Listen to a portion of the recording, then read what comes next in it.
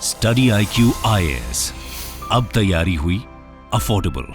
नमस्कार दोस्तों किसी भी डेवलपिंग कंट्री के लिए स्पेशली भारत जैसा देश जहां पर डेमोक्रेसी भी है, एक बहुत बड़ा डायलेमा रहता है कि क्या हम इंडस्ट्रीज को ज्यादा प्रेफरेंस दें ताकि वो ज्यादा से ज्यादा निवेश करें, क्योंकि डेवलपिंग कंट्री के लिए बहुत इंपॉर्टेंट है। लेकिन वहीं दूसरी तरफ जो वर्कर्स हैं उनका जो राइट है उसके ऊपर भी पूरा ध्यान दिया जाए, और इसी की वजह से कहीं ना कहीं प्रॉब्लम्स भी होते हैं, इश्यूज भी होते हैं। और वही एक बहुत बड़ा इशू इस समय आपको भारत के तमिलनाडु में देखने को मिलेगा, क्योंकि वहां पर सैकड़ों की मात्रा में जो सैमसंग के वर्कर्स हैं उनके द्वारा प्रोटेस्ट किया जा रहा है, और लगभग 2 हफ्ता हो चुका है। तो इसी के बारे में हम डिटेल से चर्चा करेंगे कि एग्जैक्टली ये पूरा मामला है क्या, उनके द्वारा मांग की जा रही है, और क्या ये तमिलनाडु के इमेज को इंपैक्ट करेगा।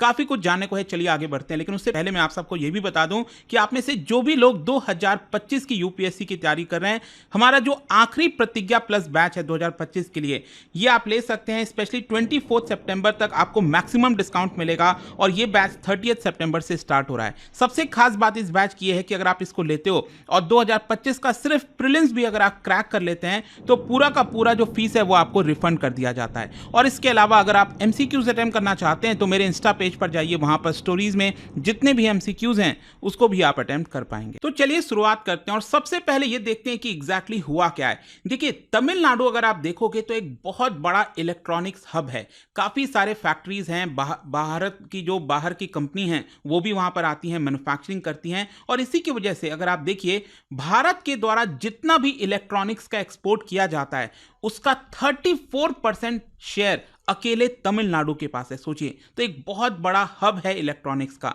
लेकिन वहां पर यह एक बड़ा संकट आ गया है, क्योंकि बड़ी मात्रा में जो सैमसंग के वर्कर्स हैं, और मैं आपको बता दूं चेन्नई के पास जो है आप देख सकते हो श्री पेरम्बदूर, वहां पर प्लांट है सैमसंग का। अगेन इस मैप में आप देख पाओगे, ये रहा चेन्नई। इसके अगर आप ईस्टर्न साइड में थोड़ा सा जाओगे तो वहां पर आपको ये प्लांट देखने को मिलेगा। तो वहां पर सैमसंग के जो वर्कर्स हैं वो काम करने से इनकार कर रहे हैं, उनकी कई मांगे हैं। यहां पर क्वेश्चन अब ये बनता है कि आखिरकार वर्कर्स स्ट्राइक क्यों कर रहे हैं। मैं आपको बता दूं कि श्री पेरम्बदूर में यहां पर जो सैमसंग का प्लांट है, उनके जो वर्कर्स हैं वो 9 सितंबर से इस समय स्ट्राइक पर बैठे हुए हैं। और बेसिकली उनकी 2 मांगे हैं। एक तो उनका जो वेजेस है, जो उनको पगार मिलती है, उसको बढ़ाया जाए, और दूसरा जो वर्किंग कंडीशंस है उसको और बेटर किया जाए। वर्कर्स की मांग यह है कि अभी उनको 25,000 रुपए पर महीना मिलता है, लेकिन उसको बढ़ाकर अगले 3 साल के लिए 36,000 रुपए पर महीना किया जाए। और यहां पर आप देख सकते हैं उनका यह भी कहना है कि हमारा जो ट्रेड यूनियन है, दैट इज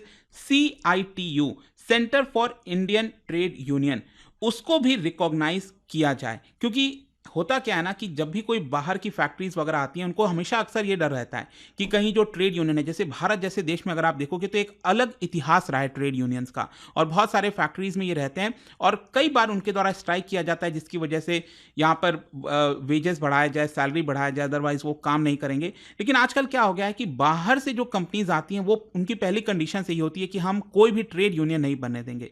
तो यहाँ पर वर्कर्स का ये भी डिमांड है कि एक प्रॉपर ट्रेड यूनियन भी रहे, उसको रिकॉग्निशन मिले, ताकि वो जब भी कोई मांग करें तो एक साथ उनकी आवाज को सुना जाए। और यहां पर आप देख सकते हैं प्रॉब्लम यह आ रहा है कि देश में आप देखिए सैमसंग के द्वारा जो भी यहां पर प्रोडक्ट्स बनाए जाते हैं, जैसे कि वॉशिंग मशीन, रेफ्रिजरेटर, टीवी, तो लगभग आप समझिए भारत का 30% अकेले ये जो प्लांट है वो देखने को मिलता है, और $2 बिलियन का रेवेन्यू आता है। आप समझिए, मतलब उसका 30% अकेले इस प्लांट से आता है सैमसंग का। और इनका भी रिसेंटली क्या हुआ है कि इस पर्टिकुलर इशू की वजह से कोरिया में, क्योंकि सैमसंग आपको पता होगा एक कोरियन कंपनी है साउथ कोरिया में, वहां के स्टॉक एक्सचेंज में अगर आप देखोगे तो जो शेयर है वो लगातार गिर रहा है। आप देख सकते हैं पिछले 1 महीने का ये चार्ट है, लगातार यहां पर सैमसंग का जो शेयर है वो गिरता जा रहा है। तो ऑब्वियस सी बात है, ये सारी चीजें इंपैक्ट करती हैं। लेकिन क्वेश्चन अब यहां पर यह है कि क्या सच में वर्किंग कंडीशंस बहुत खराब है क्या इस सेक्टर में। देखो, मैं आपको बता दूं, कई बार इस चीज को हाईलाइट भी किया गया है पास्ट में, क्योंकि दिसंबर 2021 में अगर आप देखोगे मास फूड पॉइजनिंग हुई थी, जो कि 250 वर्कर्स को इंपैक्ट किया था। और यह एक्चुअली हुआ था ताइवानीज फोन मेकर का जो प्लांट है फॉक्सकॉन, जो कि एप्पल का सप्लायर है, उनके प्लांट पे, और ये भी चेन्नई के पास जो श्री पेरम्बदूर है वहां पर हुआ था, जिसकी वजह से बड़ी मात्रा में प्रोटेस्ट हुआ था, और तब जाकर जो लिविंग कंडीशन है वर्कर्स का वो सामने आया था। इनफैक्ट इस सिचुएशन की वजह से अगर आप देखोगे तो एप्पल ने क्या किया, अपने सप्लायर फॉक्सकॉन का जो प्लांट है उसको प्रोबेशन पर डाल दिया। ये सिचुएशन आ गई थी, और इनफैक्ट इसकी वजह से तमिलनाडु सरकार को जो इंडस्ट्री स्केल हाउसिंग है उसके भी डेवलपमेंट पर, उसके बिल्डिंग के ऊपर और फोकस करना पड़ा ताकि एक बेहतर कंडीशंस वर्कर्स को दिया जा सके। फर्दर आप देख सकते हैं यहाँ पर बताया जा रहा है कि जो एम्प्लॉयज़ हैं बाकी यूनिट से वो भी कंप्लेंट करने लग गए। तो ये एक्चुअली शुरुआत होता है वहीं से 2021 में जो पूरा इंसिडेंट हुआ था। और इनफैक्ट उस समय भी अगर आप देखिए, अभी इनफैक्ट इस साल जो है फरवरी के महीने में एक और जो एप्पल का सप्लायर है उनके वर्कर्स के द्वारा भी बेटर वेजेस की मांग की जा रही थी। खैर, यहाँ पर एक इंटरेस्टिंग चीज़ आपको यह भी समझना है कि ये जो पूरा प्रोटेस्ट है इसके पीछे एक पॉलिटिकल बैकग्राउंड भी है। पॉलिटिकल बैकग्राउंड क्या है मैं आपको बताता हूँ। यहाँ पर मैंने आपको पहले ही बोला कि अभी तक कोई भी ट्रेड यूनियन बनाने का जो अधिकार है वो नहीं दिया गया था इस तरह के प्लांट्स को। लेकिन भारत में ट्रेड यूनियंस का एक अपना इतिहास रहा है, और चाहे वो कोई भी पार्टी हो, जैसे बीजेपी का अगर आप देखोगे तो भारतीय किसान मजदूर संघ इस तरह से, कांग्रेस का अलग है, और इसी प्रकार से लेफ्ट पार्टीज का अलग है। तो यहाँ पर जो हम बात कर रहे हैं ना, CITU, ये आपका लेफ्ट पार्टी से बिलोंग करते हैं, जो कम्युनिस्ट पार्टी ऑफ इंडिया है, CPIM, ठीक है, उनसे ये बिलोंग करते हैं। तो उनका बेसिकली ये कहना है कि हम ये जो प्रोटेस्ट है उसको आगे भी जारी रखेंगे। इनफैक्ट उन्होंने क्या किया था कि ऑटोमोबाइल सेक्टर में अगर आप देखोगे तो उसमें उनको थोड़ा लिमिटेड सक्सेस हासिल हुआ था। उसमें भी वो डिमांड कर रहे थे कि यहाँ पर उनको ट्रेड यूनियन बनाने का हक होना चाहिए ताकि वो अपनी वॉइस को रेस कर सकें। सेम उसी प्रकार से उनका ये मांग है कहीं ना कहीं कि यहाँ पर भी ट्रेड यूनियंस का प्रेजेंस हो, ठीक है।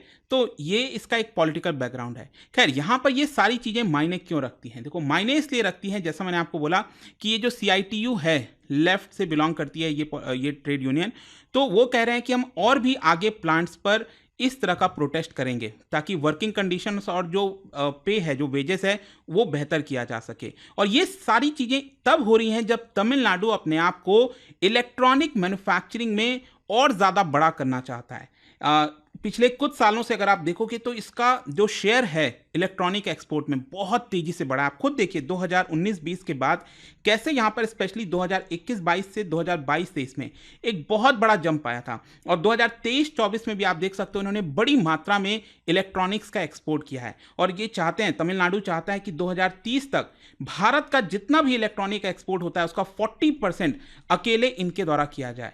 अगर आप तमिलनाडु का सबसे क्लोजेस्ट कॉम्पिटिटर देखोगे तो वो भी आपका कर्नाटका है, और कर्नाटका आधे पर है तमिलनाडु के। तो इससे आप समझ सकते हो कि तमिलनाडु जो है वो एक बड़े संकट में आ सकता है इस तरह के प्रोटेस्ट की वजह से। लेकिन यहाँ पर मैं आपको ये भी बता दूं कि सैमसंग ने बड़ी कार्रवाई भी की है वर्कर्स के ऊपर इस प्रोटेस्ट को देखते हुए। सबसे पहले तो सैमसंग ने यहाँ पर एक केस भी दर्ज किया है डिस्ट्रिक्ट कोर्ट में, और अभी लेटेस्ट खबर ये आई है कि सैमसंग ने साफ साफ वार्निंग दे दी है कि अगर आप काम पर नहीं लौटे तो आपको ना तो कोई पे मिलेगा और जो भी फैसिलिटीज़ हैं वो आपसे छीन ली जाएंगी। मतलब नो वर्क नो पे, ये सैमसंग ने साफ साफ कर दिया है। तो लास्ट में यहां पर यही क्वेश्चन उठता है कि क्या जो तमिलनाडु का ड्रीम है इलेक्ट्रॉनिक एक्सपोर्ट में, इलेक्ट्रॉनिक मैन्युफैक्चरिंग में, क्या उसको एक बड़ा झटका लगेगा? मैं आपको बता दूं, सैमसंग के वर्कर्स के द्वारा ये जो प्रोटेस्ट स्टार्ट किया जा रहा था तब MK स्टालिन वो US में थे, और वो एक्चुअली US इन्वेस्टमेंट के लिए गए थे ताकि और ज़्यादा इन्वेस्टमेंट तमिलनाडु में आ सके, भारत में आ सके। और पिछले कुछ वर्षों में तमिलनाडु में, जैसा मैंने आपको बताया, उन्होंने एक पूरा इकोसिस्टम बनाया है ताकि ज़्यादा से ज़्यादा इन्वेस्टमेंट आए इलेक्ट्रॉनिक सेक्टर में। लेकिन अब यहाँ पर सिचुएशन वही डायलेमा वाली है कि अगर सरकार यहाँ पर यूनियंस को सपोर्ट करती है तो कहीं ना कहीं इन्वेस्टर्स परेशान हो जाएंगे, इन्वेस्टर्स वहाँ पर इन्वेस्ट नहीं करना चाहेंगे। और अगर मान लो इन्वेस्टर्स को वो सपोर्ट करती है सरकार, तो यहाँ पर जो ट्रेड यूनियंस हैं वो और ज़्यादा, हो सकता है ये पूरा प्रोटेस्ट और ज़्यादा फैल जाए। तो देखते हैं अब इसको लेकर क्या होता है। एक बहुत ही टाइट रोप वॉक है, मतलब सरकार के लिए डायलेमा है। देखना होगा सरकार कैसे इस पूरे सिचुएशन से निपटती है। आपका क्या सोचना है इसको लेकर मुझे कमेंट्स में जरूर बताइएगा। और जाने से पहले एक इंटरेस्टिंग क्वेश्चन, क्या बता सकते हो who among the following heads the trade and economic relations committee?